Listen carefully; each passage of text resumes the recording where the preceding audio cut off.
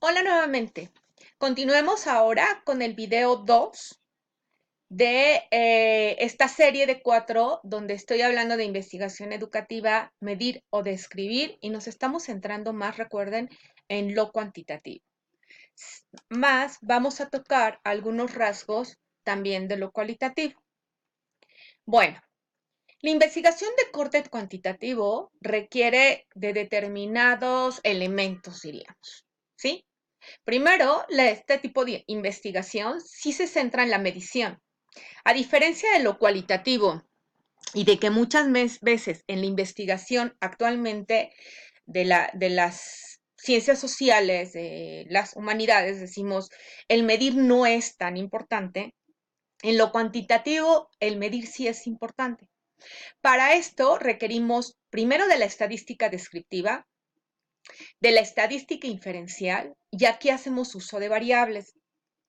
Yo en investigación cualitativa hablo mucho más de categorías, mucho más que de variables. Más en lo cuantitativo es conveniente hablar de variables, ya que como les decía al cierre del video 1, si estamos estableciendo correlaciones, requerimos de las variables y generalmente se va a requerir de una hipótesis, aunque en la actualidad ya las hipótesis no son, diríamos, totalmente indispensables. Entonces, en lo cuantitativo hacemos uso de estadística descriptiva, inferencial y requerimos de variables. Y generalmente nuestros objetivos estarán enfocados a medir. Nuestras preguntas de investigación estarán enfocadas a medir. Y nuestra hipótesis también tendrá que contener este rasgo de medición. Ahorita que pasemos a lo que es la estadística descriptiva, les voy a comentar que la estadística descriptiva también se utiliza en lo que es investigación de corte cualitativo. Ahorita les voy a explicar cómo. Entonces, vamos a requerir de una hipótesis, no obligatoriamente, nos puede guiar de una mejor forma y de las variables. La hipótesis siempre estará compuesta por dos variables. Generalmente utilizamos lo que es la variable dependiente y la independiente. Establecer la diferencia entre la variable dependiente y dependiente llega a ser un gran reto y lo digo por experiencia. A mí me ha llevado mucho leer, mucho analizar para poder entender todo esto de la variable independiente. Y la forma más sencilla en que se los puedo explicar es esta. La variable dependiente está influenciada por la independiente y es la que va a recibir los efectos de la aplicación de algo, un método, un sistema, estrategias, un taller, formas nuevas de trabajo, formas nuevas de evaluar, diferentes instrumentos en la evaluación. Los efectos de la aplicación de esto los van a recibir las variables dependientes. Y la variable independiente es la que es manipulada por el investigador, o sea, es lo que aplica. Todo lo que ahorita les dije es que voy a aplicar un nuevo método de lectoescritura. Ah, bueno, el método de lectoescritura es la variable independiente, porque yo la voy a manipular. Yo decido a qué grupo se la aplico, a qué grupo no, y en qué condiciones la aplico y en qué condiciones no. Voy a aplicar instrumentos diferentes a los que se vienen aplicando de evaluación. Bueno, esos instrumentos de evaluación del aprendizaje, por decirlo de alguna manera, serían la variable independiente. Si estoy evaluando el desempeño docente, toda esta nueva forma o forma de evaluar, o sistema, diríamos, de evaluar el desempeño docente, se convierte en una variable independiente. Generalmente, al aplicar este tipo de variables, nosotros deberíamos de tener dos tipos de grupos, el grupo control y el grupo experimental. Entonces, la variable independiente va a ser aplicada al grupo experimental.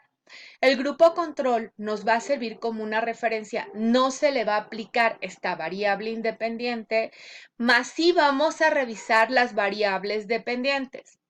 Les pongo un ejemplo que se trabaja y que de hecho viene en uno de los libros de estadística. Si se aplica un método de lectoescritura, el método es la variable independiente. De hecho, fue una investigación que se llevó a cabo en España. El método es la variable independiente. y se aplicó a 2 o 3 grupos de primero de primaria. Bueno, se aplicó a un grupo, que era el grupo experimental. Más en la investigación participaron 3 grupos de primero de primaria. Se revisó que las variables dependientes fueran similares en los 3 grupos. Variables dependientes. Nivel de madurez, nivel de comprensión, el nivel de escritura, el nivel de avance, o sea, todo esto va a ser influenciado por el método. Y existen también las variables como son la edad, el tipo de familia, todo esto son variables. ¿De acuerdo? Bien. Ahora, entonces, la investigación cuantitativa requiere de confiabilidad y validez, de estadística descriptiva e inferencial. En la investigación cuantitativa, la confiabilidad y la validez se hace a través de medidas y se utiliza un software llamado SPSS. Y ahorita les voy a decir de un software que es muy similar al SPSS y que es libre, o sea, es un software sin costo, ya que el SPSS sí tiene un costo. Vamos a hablar primero de la estadística descriptiva. La estadística descriptiva son datos de medidas central, de medidas de tendencia central. Y ahorita les voy a explicar cuáles son estos tipos de datos que utiliza la estadística descriptiva. Entonces, la estadística descriptiva, como su nombre lo dice, describe los datos. No establece correlaciones, no revisa confiabilidad ni validez, simplemente nos describe. ¿Cuáles son los datos que obtenemos de estadística descriptiva? La estadística descriptiva la podemos utilizar en investigación de corte cualitativo. Ahorita vamos a ver qué tipo de medida es la que utilizamos frecuentemente en lo cualitativo y que a veces existe la duda de, es que estoy en lo cuantitativo porque saqué los promedios.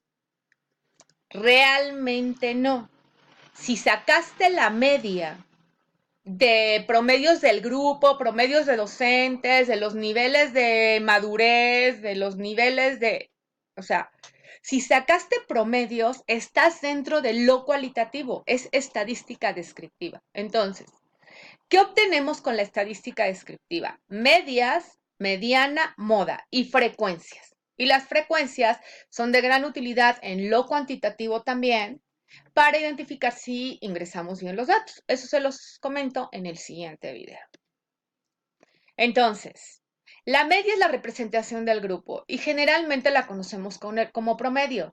De hecho, los maestros, los directores, los jefes de sector, frecuentemente estamos calculando medias. Medias de calificaciones, medias de los que participaron, medias de los que contestaron un cuestionario. Ahí sacamos lo que es el promedio. La mediana separa a la mitad los datos que obtenemos. La mitad que está por arriba de un valor y inferior a un valor. En general, esto no lo utilizamos mucho en investigación cualitativa y en educación. Y bueno, a continuación veremos estadística inferencial que corresponde a lo cuantitativo. Gracias.